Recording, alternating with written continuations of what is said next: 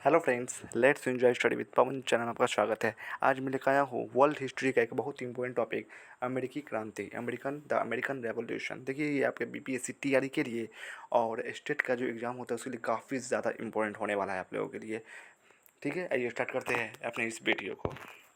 देखिए, ये NCERT based कुछ कॉन्सेप्ट है, कुछ बाहरी चीज़ भी दिया हुआ है ना, क्योंकि पार्टी आर थ्री में बहुत सारे क्वेश्चन जो पूछे गए थे वो बुक से एनसीईआरटी से बहुत कम 30 to 40% थे बुक से सब्जेक्ट में। बाकी जो 60% थे वो आउटर ही क्वेश्चन थे। तो उसमें से मुझे कुछ क्वेश्चन इस बुक में मिला है, इसीलिए मैं इस बुक को फिर सारा जो वर्ल्ड हिस्ट्री का टॉपिक था, फिर इंटरनेशनल मूवमेंट, सारा कुछ करवाऊँगा नेक्स्ट वीडियो में। ठीक है, आइए स्टार्ट करते हैं अपने इस वीडियो को।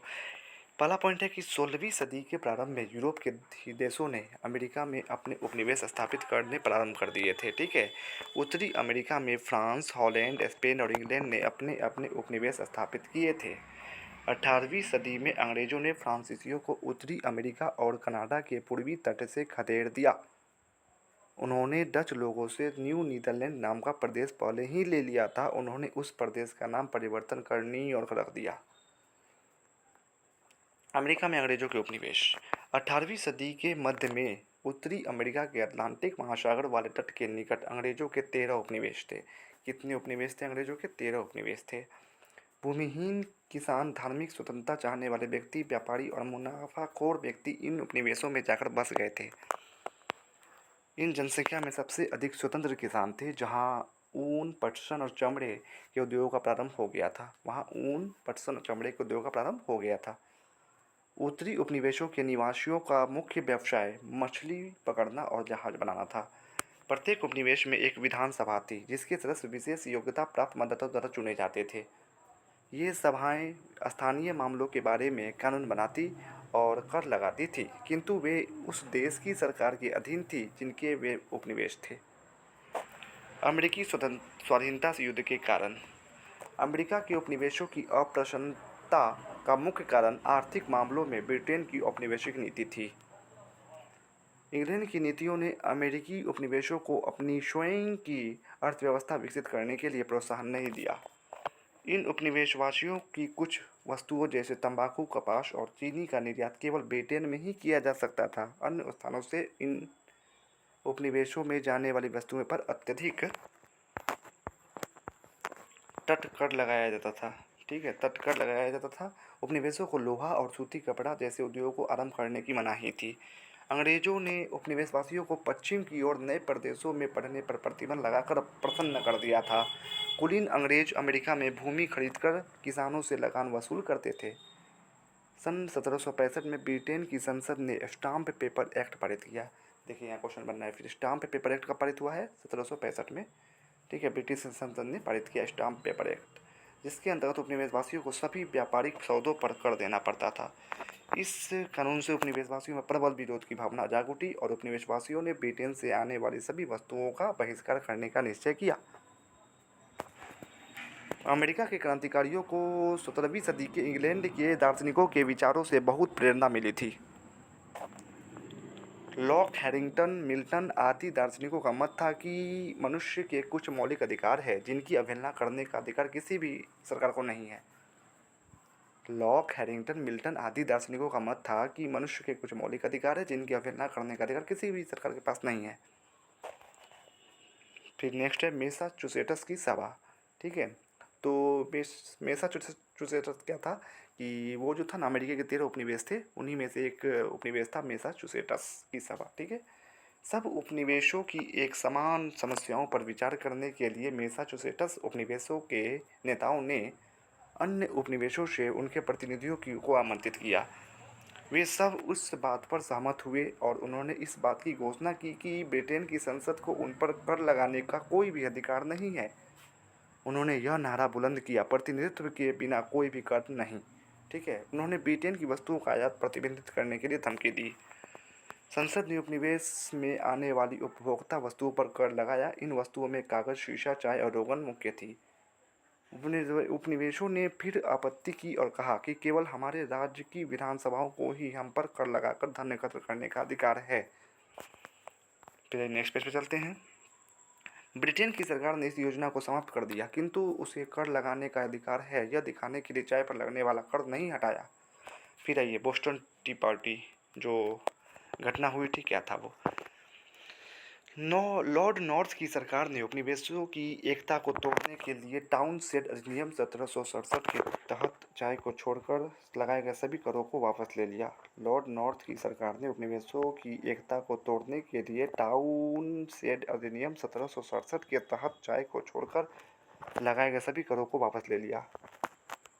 5 मार्च 1770 ईस्वी को चाय के मुद्दे पर बोस्टन बंदरगाह, जो मैसाचुसेट्स राज्य में अवस्थित है, में आंदोलनकारियों और ब्रिटिश सेना के मध्य संघर्ष आरंभ हो गया, जिसमें 5 लोग मारे गए और 6 घायल हो गए। यह घटना बोस्टन कांड के नाम से जानी जाती है। सरकार ईस्ट इंडिया कंपनी के चाय के अत्यधिक भंडार को उपनिवेशों में बेचकर बेचना चाहती थी। इन्हीं कारणों से सरकार ने बोस्टन बंदरगाह पर चाय से भरा हुआ एक जहाज भेजा। सैमुअल एडम्स के नेतृत्व वाले आंदोलनकारियों ने चाय की सभी 340 पेटियों को उठाकर समुद्र में फेंकवा दिया। यहाँ देखिए, सैमुअल एडम्स के नेतृत्व वाले आंदोलनकारियों ने क्या किया, चाय की सभी 340 पेटियों को उठाकर समुद्र में फेंकवा दिया। इतिहास में इस घटना को बोस्टन टी पार्टी के नाम से जाना जाता है। फिर यहाँ देखिए, जो अंग्रेजों के जो 13 उपनिवेश थे अमेरिका में, उनका नाम दिया हुआ है, आप लोग देख सकते हैं। न्यू फाउंडलैंड है, नोवा स्कोशिया है, फिर कनाडा, मॉन्ट्रियल, फोर्ट विलियम, फिर इस तरह से है। ठीक है, यहाँ देख लीजिए, आप सीधे नाम आप देख लीजिए। New Hampshire, Massachusetts, Connecticut, Rhode Island, New York, Pennsylvania, New Jersey, Delaware, Maryland, Virginia, North Carolina, South Carolina और जॉर्जिया। तो ये आप लोग जो है याद कर सकते हैं। ठीक है, अमेरिकी स्वतंत्रता संग्राम में से पूर्व एवं उस दौरान ब्रिटेन के उत्तरी अमेरिकी उपनिवेश थे ये सब। फिर नेक्स्ट पेज पे चलते हैं। फिलाडेल्फिया का सम्मेलन और स्वतंत्रता की घोषणा। अमेरिका के सभी 13 उपनिवेशों के प्रतिनिधि 1774 ईस्वी में, अब देखिए अमेरिका का स्वतंत्रता जो उसको प्राप्त हुआ था 4 जुलाई 1776 को। ठीक है, वो कैसे प्राप्त हुआ, यहाँ से स्टार्ट होता है वो घटना।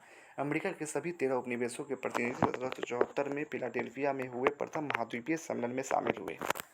इस सम्मेलन के प्रतिनिधियों ने ब्रिटेन के राजा से अपील की कि उद्योगों और व्यापार पर जो प्रतिबंध इंग्लैंड की सरकार ने लगा रखे हैं उन्हें तुरंत हटा दिया जाए और उपनिवेशों के उपनिवासियों की सहमति के बिना कोई भी कर नहीं लगाया जाए। ब्रिटेन के राजा ने उनके इस कार्य को विद्रोह घोषित कर दिया और दमन करने के लिए सेना को आदेश दिया। उपनिवेशों ने एक स्थानीय सेना भर्ती करके अपनी सैनिक सुरक्षा की योजना बनाई। इसके पश्चात सन 1775 ईस्वी में क्रांति का प्रथम युद्ध आरंभ हो गया।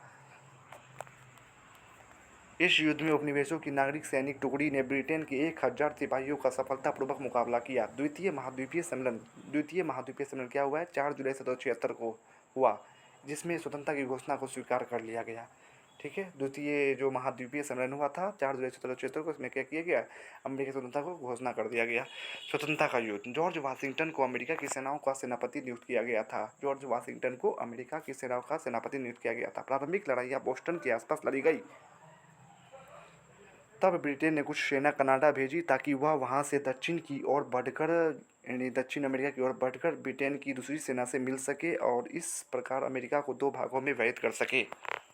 इंग्लैंड के एक सेनापति ने इस योजना को कार्यान्वित करने में कुछ भूल कर दी। जैसे ही ब्रिटिश सेनाएं दक्षिण की ओर बढ़ी, अमेरिकी सेनाओं ने उनका सामना किया और उन्हें पराजित कर दिया। अप्रशिक्षित अमेरिकी सेनाओं की प्रशिक्षित ब्रिटिश सेना पर विजय बड़े महत्व की बात थी। इससे अमेरिका के निवासियों में बहुत आत्मविश्वास उत्पन्न हो गया। फ्रांस की सरकार ने सेना, खाद्य सामग्री और धन भेजकर उपनिवेशवासियों की सहायता करने का निश्चय किया। फ्रांस भी क्या किया था, अमेरिका का साथ दे रहा था, क्योंकि ब्रिटेन को उसको बाहर करने के लिए। ठीक है, तो फ्रांस की सरकार ने भी सेना, खाद्य सामग्री और धन भेजकर उपनिवेशों की सहायता करने का निश्चय किया। ब्रिटेन फ्रांस का पुराना शत्रु था, इसलिए उसे प्रताड़ित करना फ्रांस का मुख्य उद्देश्य था। ब्रिटेन के अन्य शत्रुओं स्पेन और हॉलैंड ने भी ब्रिटेन के विरुद्ध शीघ्र युद्ध छेड़ दिया। ब्रिटेन में भी अशांति फैल रही थी। आयरलैंड में विद्रोह का डर था। संसद में कुछ नेता उपनिवेशवासियों के विरुद्ध हो रहे युद्ध का विरोध कर रहे थे। फिर नेक्स्ट पैराग्राफ पर चलते हैं। अंततः यह युद्ध 1781 ईस्वी में तब समाप्त हुआ जब ब्रिटेन के सेनापति लॉर्ड कॉर्नवालिस, जो बाद में भारत का गवर्नर जनरल भी बनाया ना, लॉर्ड कॉर्नवालिस, ठीक है, याद रखिएगा आप लोग। लॉर्ड कॉर्नवालिस जो है वो भारत का गवर्नर जनरल बना था। वही क्या हुआ, 1781 में वो पराजित हो गया। उसने आत्मसमर्पण कर दिया अमेरिका के सामने। 2 वर्ष बाद सन 1783 ईस्वी में पेरिस की संधि पर हस्ताक्षर हुए। इस संधि के द्वारा ब्रिटेन ने अपने 13 भूतपूर्व उपनिवेशों की स्वतंत्रता स्वीकार कर ली। ठीक है, तो पेरिस की संधि से ही क्या हुआ, 1783 ईस्वी में ब्रिटेन ने वो जो 13 भूतपूर्व उपनिवेश थे अमेरिका में उसको स्वतंत्रता की घोषणा कर दी। अमेरिका का संविधान। जब स्वतंत्रता का युद्ध प्रारंभ हुआ तब उस समय सभी 13 उपनिवेश एक दूसरे से अलग थे। उनमें से प्रत्येक की अपनी अलग अलग सेना, अलग सीमाएं, तटकर और तटवित व्यवस्था थी, किंतु वे इंग्लैंड के विरुद्ध संगठित हो गए थे क्योंकि उसको सभी शत्रु मानते थे। सन 1781 में उन्होंने एक योजना के अंतर्गत संयुक्त राज्य अमेरिका के नाम से राष्ट्रीय सरकार बनाने का निश्चय किया था। एक नया संविधान बनाने के लिए एक संवैधानिक सम्मेलन फिलाडेल्फिया में बुलाया गया था। नया संविधान सन 1789 में लागू हुआ। देखिए, आप लोग याद रखिएगा, जैसे फ्रांस की क्रांति स्टार्ट हुई 1789 में, उसी समय क्या हुआ है कि अमेरिका का संविधान बनकर तैयार हुआ 1789 में। ठीक है, इस प्रकार अमेरिका में गणतंत्र राज्य की स्थापना की गई। अमेरिका के संविधान में संघ पद्धति स्वीकार की गई, जिसके अंतर्गत शक्तियों का विभाजन संघीय, केंद्रीय सरकार और राज्य सरकारों के बीच किया गया। अमेरिका के नागरिकों को अनेक अधिकार दिए गए। उनमें सबसे प्रमुख अधिकार है भाषण, प्रकाशन यानी प्रेस और धर्म की स्वतंत्रता तथा कानून के अनुसार न्याय प्राप्त करने का अधिकार। संविधान के बनते ही संयुक्त राज्य अमेरिका संसार के इतिहास में एक राष्ट्र के रूप में प्रकट हुआ। इतिहास में यह पहला लिखित गणतांत्रिक संविधान था जो वर्तमान समय में भी चल रहा है। अमेरिका की क्रांति का महत्व। सब मनुष्यों को समानता और उनके ऐसे अधिकार जिनको उनसे कोई छीन नहीं सकता, इन दो तथ्यों का समावेश स्वतंत्रता की घोषणा में किया गया। यूरोप 19वीं सदी के प्रायः सभी क्रांतिकारियों को इससे प्रेरणा मिली। मध्य और दक्षिणी अमेरिका में भी स्पेन और पुर्तगाल के उपनिवेशों को इससे विद्रोह करने और स्वतंत्रता प्राप्त करने का प्रोत्साहन मिला। अमेरिका की क्रांति की मुख्य उपलब्धि गणतंत्र की स्थापना थी, परंतु यह गणतंत्र लोकतांत्रिक नहीं था। उसमें बहुत कम व्यक्तियों को मताधिकार दिया गया था। काले लोग, दास को, जो अधिकतर दास थे, अमेरिका के रेड इंडियनों, मूल निवासी और महिलाओं को मतदान का अधिकार नहीं दिया गया था। ठीक है, तो वीडियो कैसा लगा कमेंट्स में ज़रूर बताइएगा, और अच्छा लगा हो तो प्लीज़ प्लीज़ प्लीज़ मेरे चैनल को सब्सक्राइब करें, शेयर करें, लाइक एंड कमेंट्स जरूर करें। हाँ, आप लोग कमेंट्स जरूर कीजिए कि मैं नेक्स्ट वीडियो किस टॉपिक पर बनाऊँ। Thanks for watching and subscribe for more videos and look the description box for more.